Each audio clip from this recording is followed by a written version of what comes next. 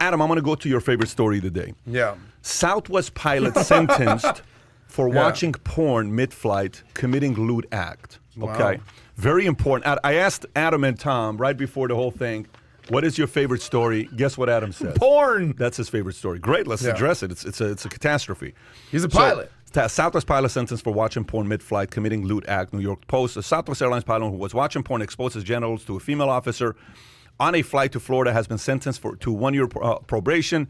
Michael Hawk, 60, apologized before U.S. Magistrate Judge Mark Olson ordered him on Friday to serve probation and pay $5,000 fine. The incident occurred on a flight he was piloting from Philadelphia to Orlando from August 10, 2020. Federal prosecutors said when the plane reached cruising altitude, Hawk got out of the pilot's seat and disrobed and began watching pornographic material on a laptop computer in the cockpit. Prosecutor said Hawk, who retired shortly after the incident, was charged in April with intentionally committing a lewd, indecent, or obscene act in a public place. He pleaded guilty to all charges. Adam, since it's your story. Well, yes, this is my story. Well, this certainly puts flying in the cockpit a little to the perspective. Touche. That's good. So I That's mean, good. So this guy maybe took the cockpit thing too literal, but you can't make this crap up. And as I was reading this story, I'm thinking to myself, please tell me this wasn't in Florida. Please tell me this wasn't in Florida. And the flight goes from Philly to Orlando, Florida. Florida does it again. Florida man. This time it was actually the pilot in the cockpit. And then obviously right after the story comes out, he's retired. He's decided to retire. He's 60 years old. It's time for him to retire, and he's put out the pasture. So talk about just the definition of cancel culture. Cancel culture. The Me Too movement. Shame on these guys. The Me Too movement. Canceling a pilot. No, meaning like pathetic. Meaning this is let the man disrobe. Yeah. I mean, but this is everything that's wrong. It's very rare everything that that's wrong in happens. America right now was literally done in this cockpit right here. The Me Too movement, the cancel culture, they all have a point here. Yeah. And this Tom, anything this is you very got? unfortunate. Adam's getting sensitive. Talk about having your hand on a different joystick as you're flying the plane. Well. You know, I don't find anything about this story funny. I mean, even though it's humorous, this guy makes me sick. He really, truly does. I mean, you are an experienced pilot with 150 souls, as Sully would say, right? You're responsible. I mean, could you imagine? I mean, can you imagine a real pilot? How disgusted they are by this? I'm disgusted by everything. This creep. I think he got off easy. I guarantee you. He got off. I guarantee you, the pilot's union is going to put a little cocoon around him and protect him. Also, if I'm a pilot, I am so pissed off at this guy because here's my reaction.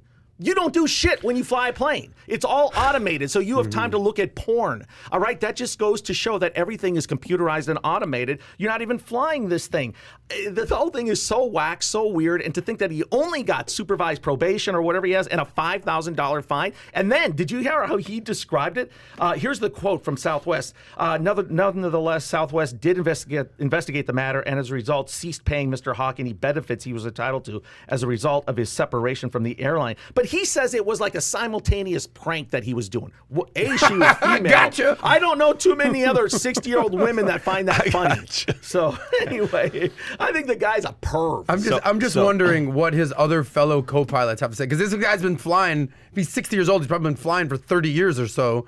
And all his other pilots like, oh, that's just Hawk doing what Hawk do, just exposing his genitalia. Yeah, I just know moving forward, every time on a flight, on first class, and I see the pilot going to the bathroom, all I'm going to think about is I know what he's doing right now. Yeah. Okay, A magazine he's going. But here's the thing. Let me ask you a question. Yeah. What if the story was different? What if the story was flight attendant and pilot caught? Is that different? Would you have judged it differently? Caught, like caught, in the bathroom, like they were banging, caught on the cockpit going at They it. were Mile High clubbing it. What would you have said? Salute to the. What would you have said? Would you have said a high five? No, you know what? I'm gonna. That's why they call you the captain. I'm gonna say you guys have so much downtime. Go do it in the hotel. I mean, do it in the shuttle bus, going back and forth. They just spend not half on the their plane. lives a mile high up. What do you? I mean, what other time do I got? I got to say something. Yeah. We're talking about the Mile High Club. You ever? Mile High. These are two married men sitting at this table. Come on, man. Well, You tell us. Yeah, I've attempted to. It's just way too small in there. The pilot was too busy flying the plane. I'd rather just dark plane in your seat, whatever. But Private is piece of cake, just so you know. well, yeah, okay. But when you're in a private, Well, you mean mandatory. if the door closes. that is a good point. You Yeah, just tell the I pilot, think- gentlemen, can you close that door? Yeah, I think the Mile High Club's a little overrated. A little gross little bathroom. People are waiting. People are Little knocking. overrated.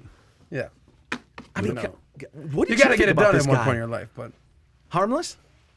Doing this? Yeah. No. When the moment it involves exposing to another person, like flight attendant, you're just, you're an idiot to do something like this. There's no difference between this and some of these stories you hear about. Some comedians went through, some athletes go through. You're putting yourself in a situation like that if you're doing that. It's a mistake that you got to think about it. It was exposed to a female officer. I assume that's the co-pilot. Is that what that means? Yeah. So she must have been the person that ratted him out. Yeah. I mean, who else that's would? exactly. So I want to get her perspective on this. Yeah. Who knows what happened there? Who knows what happened? All I can say is if this was two folks going at it in the cockpit, would you have judged it differently? Well, do you think it might be happening for all we know? the If we're time. seeing this I story? What do you mean bet all the time? I bet you pilots are sitting there saying, "What is this guy talking about? Like this is a story? What are you talking about? This happens every day. Oh, that's We just spend the hawk half of again." our life mile high. Where do you expect us to do something?" Cut. In the hotel after the flight. Anyway, so Adam, I hope you're grateful for us sharing Thank your you. favorite stories. Thank- So if you enjoyed this little short segment from the podcast that we did, here's another short segment to watch. Or if you want to see the entire podcast, click over here. Take care, everybody. Bye-bye.